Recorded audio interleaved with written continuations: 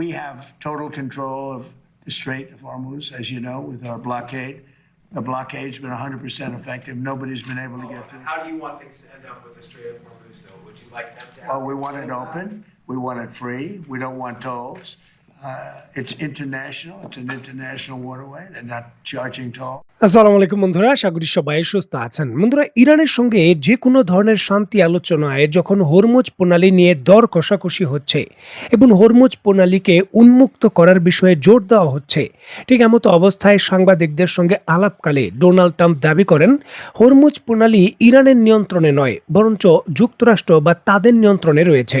Hormuz প্রণালীতে কোনো ধরনের toll আদায় করতে যুক্তরাষ্ট্র দেবে না এবং আন্তর্জাতিকভাবে উন্মুক্ত রাখতে এই প্রণালীটি যুক্তরাষ্ট্র বদ্ধপরিকর, তিনি এমনটাও দাবি করেন। এছাড়াও তিনি তার বক্তব্যে দাবি করেন যে মধ্যপ্রাচ্যের ইস্যুতে, বিশেষ করে ইরানের ইস্যুতে তিনি যেই সিদ্ধান্ত নেবেন, ইসরায়েলের প্রধানমন্ত্রী নেতানিয়াহু সেই সিদ্ধান্ত মেনে নেবেন, তার সিদ্ধান্তের বাইরে নেতানিয়াহু যাবেন না। এখন প্রশ্ন হচ্ছে যে রিসেন্টলি ইরানের সুপ্রিম লিডার জনাব মোস্তফা খামেনি ইরানের যে 60% ইউরেনিয়াম রয়েছে তা কোনোভাবেই যে কোনো চুক্তির অধীনে হলেও তা ইরানের বাইরে যাবে না এমন অর্ডার দিয়েছেন। এখন যুক্তরাষ্ট্র যদি দর কষাকষিতে এমন সিদ্ধান্ত মেনে নিয়ে ইরানের সঙ্গে কোনো চুক্তি করে, তাহলে এই জায়গায় ইসরায়েল কি করবে সেই বিষয়ে কোনো কিছু পরিষ্কার করা হয়নি এবং ইসরায়েলের পক্ষ থেকেও এই বিষয়ে কোনো স্ট্যান্ড দেওয়া হয়নি।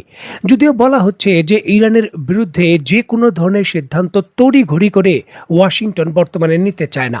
এক্ষেত্রে তারা কিছুটা সময় ক্ষেপণ এবং বলতে পারেন স্ট্র্যাটেজিকভাবে আরও কিছু প্রস্তুতি তারা সম্পূর্ণ করতে চায়। পাকিস্তানের মধ্যস্থতায় ইরানের সঙ্গে যে কোনো বড় চুক্তির জন্য 8টি পয়েন্টকে ইস্যু করে একটি খসড়া প্রস্তাব তৈরি করা হয়েছে, যেটা প্রকাশ করা হয়েছে বিভিন্ন সংবাদ মাধ্যমে। নিশ্চয়ই দেখতে পাচ্ছেন 8টি শর্তের মধ্যে যে কোনো ধরনের হামলা বন্ধ করা, অর্থনৈতিকভাবে যে কোনো ধরনের সামরিক বেসামরিক স্থানকে লক্ষ্যবস্তুতে না পরিণত করা, সব ধরনের সামরিক অভিযান এবং মিডিয়া যুদ্ধ সম্পূর্ণভাবে বন্ধ করা, একে অন্যের সার্বভৌমত্ব, ভূখণ্ডের অখণ্ডতা এবং অভ্যন্তরীণ হস্তক্ষেপ সম্পূর্ণ না করা, সম্মান করা, আগামী 7 দিনের মধ্যে যৌথভাবে কমিশন তৈরি করে বিভিন্ন বিবাদপূর্ণ ইস্যু নিয়ে আলোচনা শুরুর কথা থাকলেও সরাসরি পরমাণু ইস্যুকে কেন্দ্র করে কোনো ধরনের শর্ত বা আলোচনার বিষয়গুলো খসড়া প্রস্তাবে যুক্ত হওয়া দেখা যাচ্ছে না। প্রশ্ন হলো, তাহলে কি ইরানের পরমাণু কর্মসূচিকে যুদ্ধ থামানোর জন্য সরাসরি বড় কোনো কঠিন শর্ত এখানে যুক্তরাষ্ট্র জুড়ে দিচ্ছে না, বা এক্ষেত্রে ছাড় দিচ্ছে আলোচনার জন্য বা প্রেক্ষাপটের জন্য, এই ইস্যুগুলোকে বাইরে রাখছে? আর যদি এমনটা হয়, তাহলে ইসরায়েলের জন্য স্ট্র্যাটেজিকভাবে এটি একটি বড় চ্যালেঞ্জ যে চূড়ান্তভাবে ইরানের পরমাণু কর্মসূচিকে কেন্দ্র করে যুক্তরাষ্ট্রের মাধ্যমে হয়তো তারা তাদের কাঙ্ক্ষিত যে প্রত্যাশা রয়েছে তা অর্জন করতে পারবে না।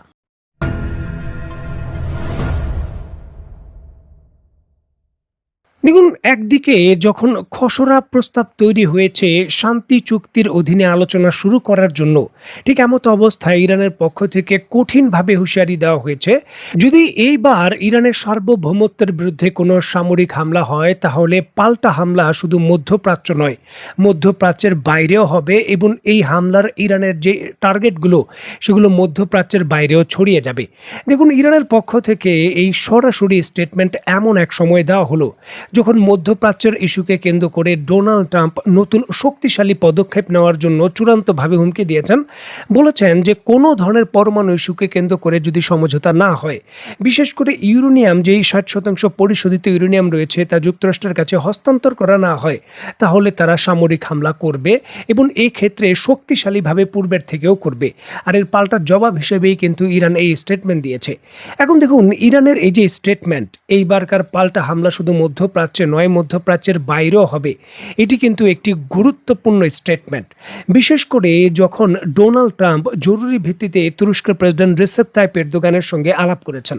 প্রথম ভিডিও এই বিষয়ে আপনাদের আমি বলেছি যে সিরিয়া এবং ওই অঞ্চলের ভেতর, বিশেষ করে তুরস্কের ভেতর যুক্তরাষ্ট্রের ন্যাটোর অধীনে যে 2টি ঘাঁটি রয়েছে, সেটি ইরানের বিরুদ্ধে যদি ব্যবহার হয়, তাহলে ন্যাটোর ঘাঁটি মানে মধ্যপ্রাচ্যের বাইরে সরাসরি তুরস্কের অভ্যন্তরে সেই অঞ্চলের ভেতরও সেই সকল সকল জায়গাকে ইরান টার্গেট করতে পারে এটি কিন্তু তার পরিষ্কার ইঙ্গিত। ইরান বলছে যে মধ্যপ্রাচ্যের বাইরে যে কোনো স্থান থেকে যেখান থেকেই হোক না কেন, যদি ইরানের ভূখণ্ডকে টার্গেট করা হয় তাহলে সেই ভূখণ্ড ইরানের দাবি অনুসারে একটি বৈধ টার্গেট বা হামলা করার জন্য বৈধতা ইরানের কাছে পাবে। সেক্ষেত্রে কিন্তু ন্যাটোর ঘাঁটিগুলোকে এইবার টার্গেটের সরাসরি হুমকি দিয়েছে ইরান, যদি সেই সকল ঘাঁটি ব্যবহার করে এখানে হামলা করা হয় ইরানের অভ্যন্তরে। আবার কিছু কিছু ক্ষেত্রে এমনও অনেকে বলছেন যে এখানে শুধুমাত্র ন্যাটোর ঘাঁটি নয়, এখানে ইউরোপ এবং এই কেন্দ্রিক সার্বিক যে যুক্তরাষ্ট্রের স্বার্থ রয়েছে সেই বিষয়গুলো কেন্দ্র করেও কিন্তু হুমকিটা দেওয়া হয়েছে, যেহেতু হুমকির সুনির্দিষ্ট কোনো স্থান তারা উল্লেখ করেনি। যদি ইরানে নতুন করে হামলা হয় তাহলে মধ্যপ্রাচ্যের সংঘাত শুধু মধ্যপ্রাচ্যে নয়, বিশ্বের নানান প্রান্তে বা অন্য প্রান্তে মধ্যপ্রাচ্যের বাইরে ছড়িয়ে পড়বে। এটি কি করে সম্ভব? ইরানের হাতে বর্তমানে 2 থেকে 2,500 কিলোমিটার রেঞ্জের মিসাইল রয়েছে, যা দিয়ে মধ্যপ্রাচ্যেই টার্গেট করা সম্ভব। ইরানের এই স্টেটমেন্ট কি তাহলে পরিষ্কারভাবে এই বার্তা দিচ্ছে ইরান গোপনে এই যুদ্ধবিরতির সময়ে তাদের মিসাইলের রেঞ্জগুলো বৃদ্ধি করেছে, বা এমন মিসাইল আনুষ্ঠানিকভাবে তাদের বহরে যুক্ত করে দিয়েছে যেগুলো 5,000 কিলোমিটারের কাছাকাছি? যেই নতুন প্রযুক্তি দিয়ে তারা এই রেঞ্জের বাইরে সরাসরি তাদের যে শত্রু দেশ রয়েছে তাদের টার্গেট করতে পারবে। তাহলে কি তারা এই অস্ত্র তৈরি করে ফেলছে? এই বিষয়গুলোকে কেন্দ্র করে বর্তমানে সামরিক অঙ্গনে চুলছেরা বিশ্লেষণ চলছে।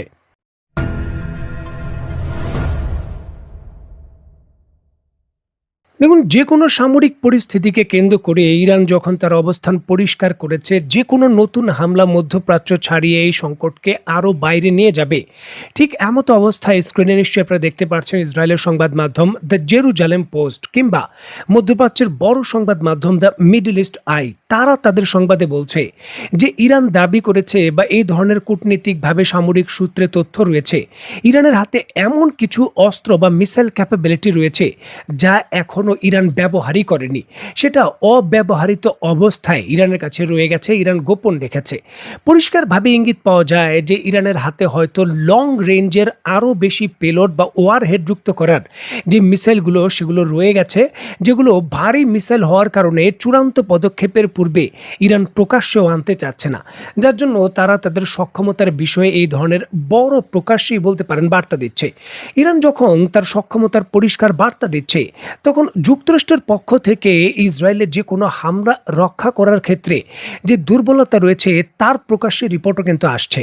দেখুন, অত্যন্ত গুরুত্বপূর্ণ এই বিষয়টিকে কেন্দ্র করে স্ক্রিনে নিশ্চয়ই আপনারা দেখতে পাচ্ছেন দ্য ওয়াশিংটন পোস্ট তাদের খবরে বলছে এই ব্যালিস্টিক মিসাইল হামলা থেকে রক্ষা করার জন্য যে প্রধান রক্ষা কবচ রয়েছে থার্ড ক্ষেপণাস্ত্র ব্যবস্থা, তার অর্ধেকের কাছাকাছি ইন্টারসেপ্ট অলরেডি ব্যবহার করে ফেলেছে যুক্তরাষ্ট্র। এবং থার্ড ক্ষেপণাস্ত্র অর্ধেকের কাছাকাছি অলরেডি ফুরিয়ে গেছে, নতুন করে উৎপাদন যুক্ত করাও কঠিন। যখন প্রতি বছর সামান্য পরিমাণেই যুক্তরাষ্ট্র এই থার্ড ক্ষেপণাস্ত্র ব্যবস্থার ইন্টারসেপ্ট তৈরি করতে পারে, প্রশ্ন হলো চ্যালেঞ্জ এবং সংকট দুইটাই যখন একেবারে কাছাকাছি এবং টাইমলাইনও চলে এসেছে প্রতিক্রিয়া দেখানোর, ঠিক এমতো অবস্থায় যুক্তরাষ্ট্র চূড়ান্তভাবে কি সিদ্ধান্ত নেবে এবং ইরানের বিরুদ্ধে সামরিক পদক্ষেপের দিকে হাঁটবে নাকি সমঝোতা করে এই যুদ্ধ থেকে বেরিয়ে আসবে, দেখার বিষয়। তো বন্ধুরা, আজকের মতো বিদায়, নতুন কোনো ভিডিও নিয়ে আবার দেখা হবে। সে পর্যন্ত সবাই ভালো থাকবেন, সুস্থ থাকবেন এবং বাংলাদেশকে ভালোবাসবেন। আল্লাহ হাফেজ।